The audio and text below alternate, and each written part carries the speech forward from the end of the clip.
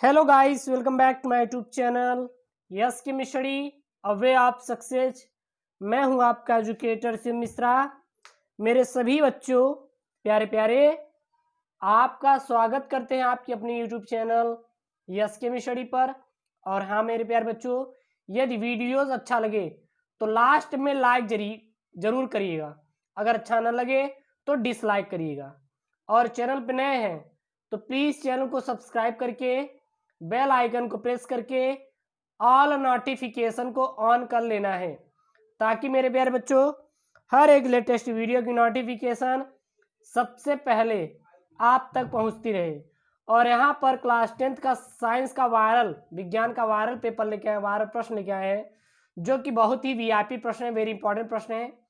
देखिए, UP, Bihar, Rajasthan, HSSC जहां पर एनसीईआरटी चलती है वो सभी हमारे चैनल से पढ़ सकते हैं, क्योंकि मैं मेरे प्यारे बच्चों एनसीईआरटी का ही प्रश्न लेके आता हूं। ओके, तो यहाँ पे प्रश्न है, अनुवांशिकता को परिभाषित कीजिए, इसकी खोज कब और किसने की। यानी कि अनुवांशिकता की परिभाषा देना है और अनुवांशिकता की खोज किसने किया था और कब किया था। यह हमारा प्रश्न मेरे प्यारे बच्चों सन 2011 और सन 2007 में हमारा पूछा गया था। वहीं पे सन 2020 में देखें तो यही था, थोड़ा सा लैंग्वेज चेंज कर दिया गया। अनुवांशिकता से आप क्या समझते हैं, इसके जन्मदाता कौन थे और इसकी विशेषता क्या क्या थी। ओके, तो अगर देखें अनुवांशिकता क्या होती है, एक होता है अनुवांशिकी, एक होता है अनुवांशिक लक्षण, एक होती है अनुवांशिकता। तो जो हमारे अगर देखिए बात करें तो प्रथम पीढ़ी के लक्षण, किसी भी जीव के प्रथम पीढ़ी के लक्षण द्वितीय पीढ़ी में दिखाई देना ही क्या कहलाती है, अनुवांशिकता कहते हैं। या कुछ ऐसे लक्षण जो सभी जीवों में होते हैं, जो उन्हें अपने जनकों से प्राप्त होते हैं और पीढ़ी दर पीढ़ी चलते रहते हैं, इन्हीं लक्षणों को क्या कहते हैं, अनुवांशिक लक्षण कहते हैं। और इन लक्षणों का एक पीढ़ी से दूसरे पीढ़ी में जाने की क्रिया को अनुवांशिकता कहते हैं। तो इसकी परिभाषा क्या लिखेंगे मेरे प्यारे बच्चों, इसकी परिभाषा लिखेंगे, कुछ ऐसे लक्षण जो सभी जीवों में होते हैं, ठीक ना।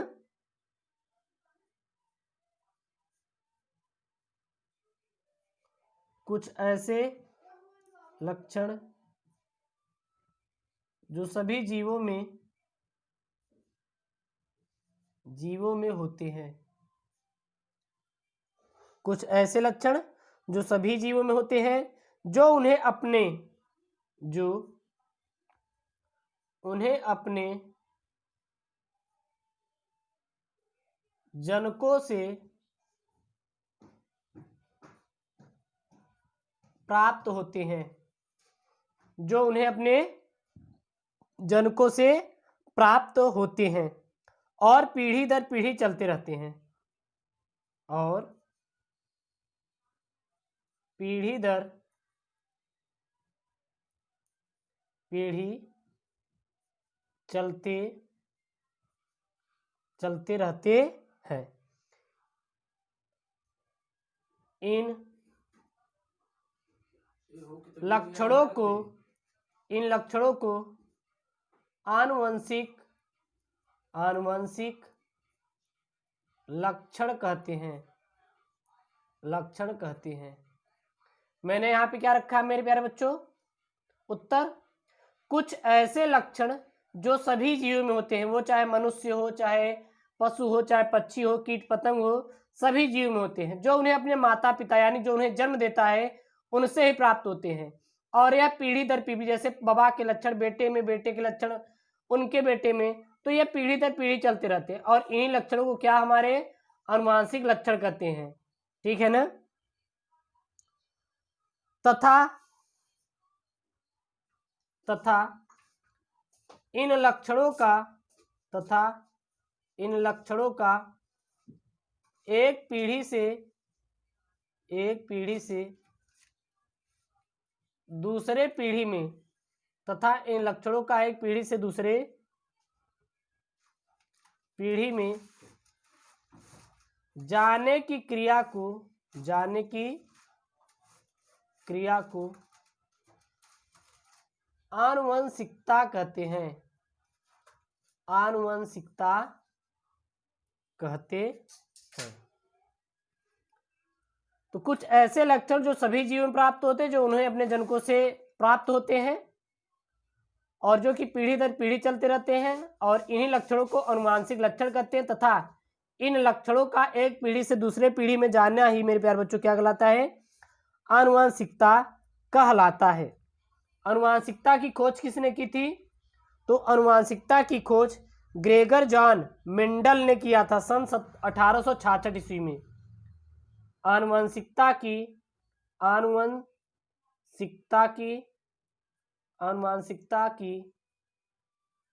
खोज ग्रेगर जॉन मेंडल ने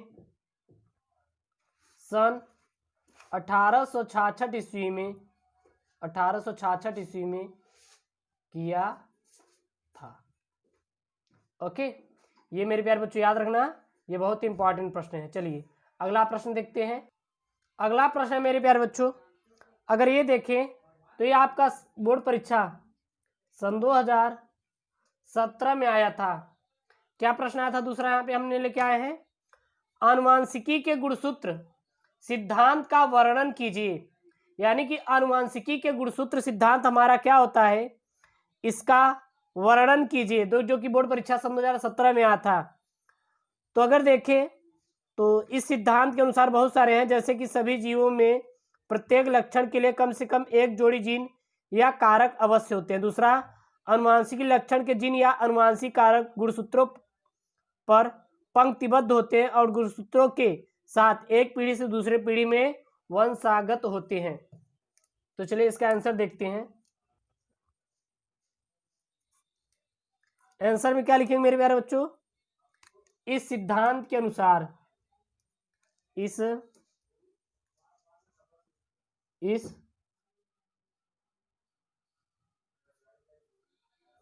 सिद्धांत के अनुसार पहला है हमारा, सभी जीवों में प्रत्येक लक्षण के लिए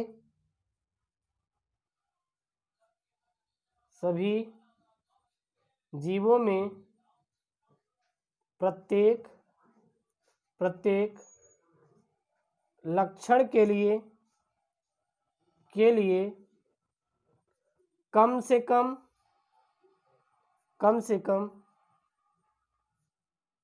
एक जोड़ी जीन या कारक अवश्य होते हैं।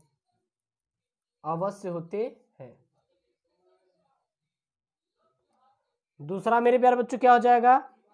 आनुवंशिक लक्षणों के जीन,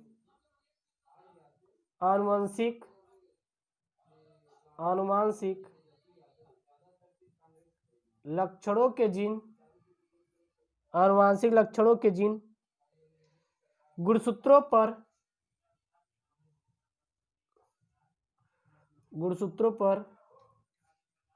पंक्तिबद्ध होते हैं। गुणसूत्र पर मेरे प्यारे बच्चों क्या होते हैं? पंक्तिबद्ध होते हैं। तीसरा क्या हो जाएगा आपका? किसी जीव के लक्षणों में शुक्राणु या अंडाणु दोनों ही का बराबर योगदान होता है। किसी जीन के लक्षणों में या किसी जीव के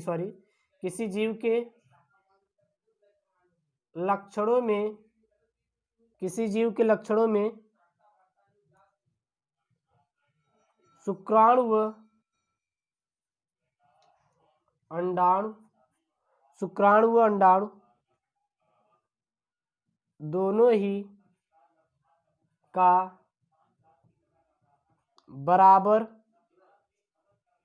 बराबर का योगदान होता है। दोनों का बराबर ही योगदान होता है। चौथा पॉइंट मेरे प्यारे बच्चों क्या हो जाएगा, युग्मक निर्माण के समय अर्धसूत्री विभाजन में गुणसूत्रों के व्यवहार से प्रमाणित होता है कि जिन गुणसूत्रों पर ही होते हैं। जब युग्मक का निर्माण होता है तब युग्मक निर्माण के समय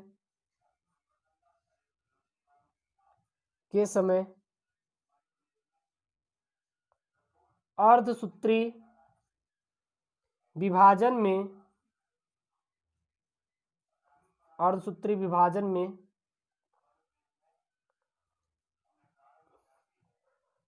गुणसूत्रों के व्यवहार से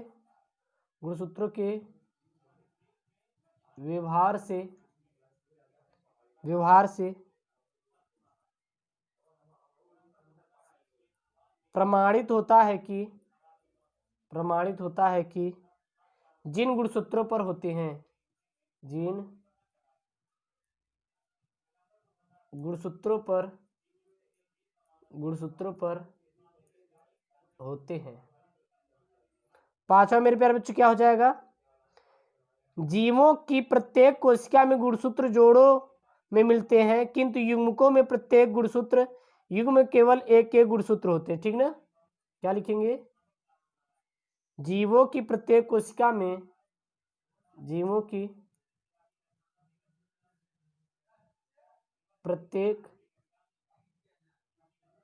में गुणसूत्र जोड़ों में मिलते हैं, गुणसूत्र जोड़ों में मिलते हैं। ओके, किंतु युग्मकों में प्रत्येक गुणसूत्र